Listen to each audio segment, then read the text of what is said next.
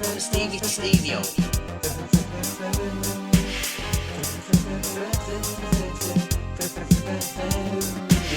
Hello and welcome to my review of the Avengers: The Age of Ultron. Now, the Avengers consists of a team of superheroes who gang up from time to time in order to make lots of money from the cinema. And they consist of a bloody rich metal bloke, a bloody big green bloke, a crap bloke with a bow and arrow, a long hair bloke with an hammer, a female assassin bloke, and a self-righteous bloke who's just got a shield. And the bloody rich metal bloke and the bloody big green bloke decide they want to make another metal bloke with artificial intelligence in order to allow them to retire from fighting bad blokes. Unfortunately, the new metal bloke turns out to be an evil metal bloke, and he decides he wants to kill all life on Earth in order to allow him to retire from fighting good blokes. So, the evil metal bloke escapes from the bloody rich metal bloke, the bloody big green bloke, the crap bloke with the bow and arrow, the long hair bloke with the hammer, the female assassin bloke, and the self-righteous bloke who's just got a shield. And he goes and finds Gollum, who's in the wrong film. And he buys from him some rare, indestructible metal that doesn't really exist, in order for him to make some stuff. But he also makes an army of other metal blokes in order to fight the bloody rich metal bloke, the bloody big green bloke, the crap bloke with the bow and arrow, the long hair bloke with the hammer, the female assassin bloke, and the self-righteous bloke who's just got a shield.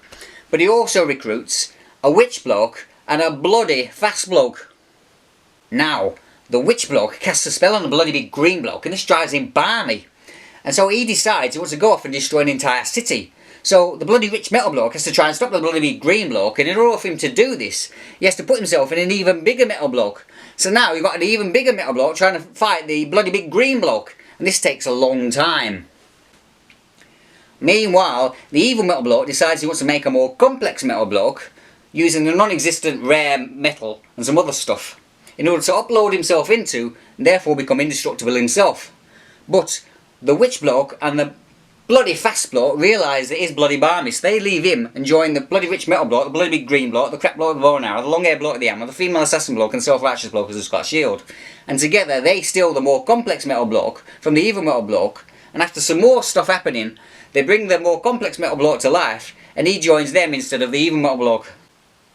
Now, the evil metal bloke isn't very happy, and he decides to use the remainder of the non-existent metal to make a giant engine, put it underneath a non-existent Eastern European city with the intent of lifting it off the ground to a great height and then dropping it, therefore destroying all life on Earth and allowing him to retire from fighting good blokes. Now, the Avengers, which consists of the bloody rich metal bloke, the bloody big green bloke, the crap bloke with the bow and arrow, the long hair bloke with the hammer, the female assassin bloke, the self-righteous bloke with the shield, the witch bloke, the bloody fast bloke, and the more complex metal bloke, decide to go to the now flying, non-existent Eastern European city, and with the help of the badass mofo, Samuel L. Jackson bloke, and his flying helicarrier thing, rescue all the normal blokes from the city that are still on it. They then set about defeating and destroying the evil metal bloke and his army of himself, and they managed to stop the now flying non-existent Eastern European city from destroying the Earth.